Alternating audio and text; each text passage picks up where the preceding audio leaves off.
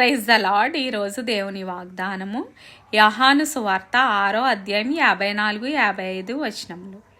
నా శరీరము తిని నా రక్తము త్రాగువాడే నిత్య జీవము గలవాడు. అంత్యదినమున నేను వానిని లేపుదును. నా శరీరము నిజమైన ఆహారమును, నా రక్తము నిజమైన పానమునై ఉన్నది. ప్రభువైన యేసుక్రీస్తు తండ్రి ఈ విధంగా బోధిస్తున్నారు మనకి.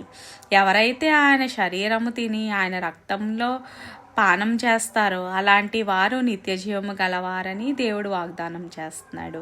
కాబట్టి మనందరము కూడా మారు మనసు పొంది సత్య మార్గంలో నడిచి యథార్థముగా జీవించి మనందరము కూడా బాప్తిస్మం పొంది నీటి మూలముగాను ఆత్మ మూలముగాను బాప్తిస్మము పొంది ఎవరైతే ఆయన రక్షణ మార్గంలో నడుస్తారో, ఎవరైతే ఆయన శరీరంలో పాలు పొంపులు పొందుకుంటారో, ఎవరైతే ఆయన శరీరంను అనగా రొట్టెని తిని రొట్టెను భుజించి పానముగా ద్రాక్షారసాన్ని పానం చేస్తారో అలాంటి వారిని దేవుడు అంత్యదినములో లేపుతానని, అంత్యదినమున జీవమార్గంలో మనందరము కూడా ప్రవేశించడానికి ప్రభువైన యేసుక్రీస్తుని సహాయం చేస్తానని వాగ్దానం చేస్తున్నారు. కాబట్టి మనందరము కూడా నిత్య జీవమార్గంలో ప్రవేశించడానికి ప్రభువైన యేసుక్రీస్తు మనందరికీ కూడా సహాయం చేయనుగాక.